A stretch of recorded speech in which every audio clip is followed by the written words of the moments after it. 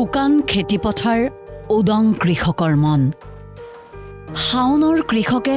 পথাৰত ৰুব পৰা নাই আঘোণৰ সোণোৱালী সপোন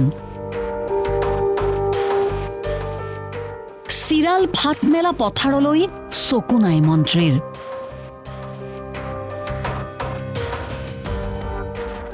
জলসিঞ্চনত ব্যৰ্থ মন্ত্ৰী অশোক সিংহাল বাজেটত ধন ধাৰ্য আৰু আঁচনি প্ৰস্তুততেই সীমাবদ্ধ সকলো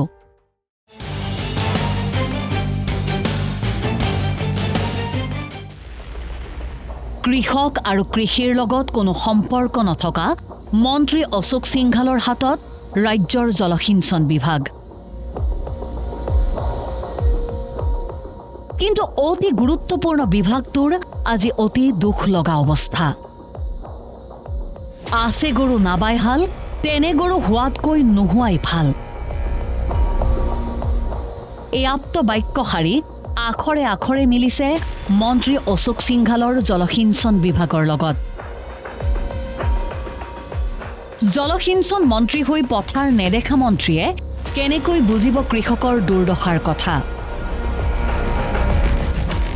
বিয়াগুম এটা বিভাগ থকাৰ পিছতো ৰাজ্যৰ কৃষকৰ আজি হাহাকাৰ অৱস্থা শাওনৰ পথাৰত সপোন সিঁচি আঘোণৰ সোণগতি চপোৱাৰ চিন্তা এৰিছে ৰাজ্যৰ হাজাৰ হাজাৰ কৃষকে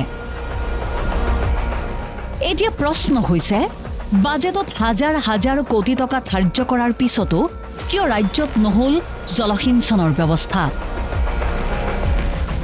2025-26 বাজেট অনুসৰি প্ৰধানমন্ত্ৰী কৃষি সিঞ্চাই যোজনাৰ অধীনত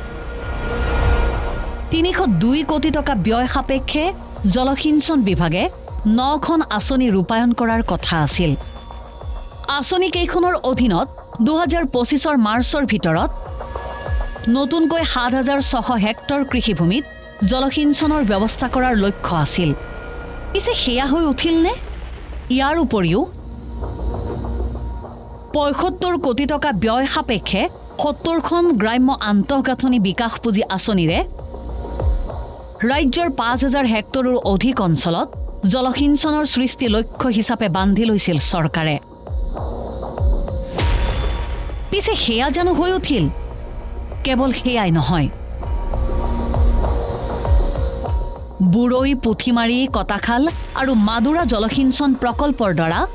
46000 হেক্টৰৰো অধিক অঞ্চলক জলসিঞ্চন ব্যৱস্থাৰে সামৰি লোৱাৰ লক্ষ্যও আজি বহু দূৰত ক্ষুদ্ৰ আৰু অতি ক্ষুদ্ৰ জলসিঞ্চনৰ ক্ষেত্ৰত প্ৰধানমন্ত্ৰী কৃষি সিঞ্চাই আৰু খেত কো পানী আঁচনিৰ অধীনত 2200 কোটি টকা ব্যয় সাপেক্ষে 18600টা নতুন নলীনাদ স্থাপনৰ প্ৰস্তাৱ লোৱা হৈছিল বাজেটত যাৰ দ্বাৰা প্ৰায় 75000 হেক্টৰ কৃষি ক্ষেত্ৰক সামৰি লোৱাৰ লক্ষ্য আছিল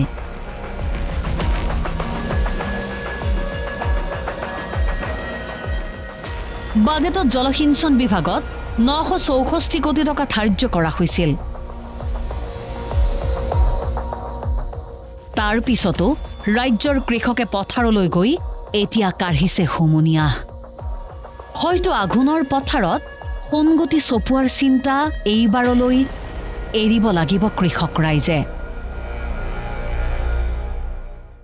মন্ত্ৰী অশোক সিংহাল আজিৰ দিনটোত ক'ত থাকিব লাগিছিল আৰু আজিৰ দিনটোত আছে ক'ত সেই প্ৰশ্ন কৰক সাধাৰণ ৰাইজে উত্তৰ তেনেই স্বাভাৱিক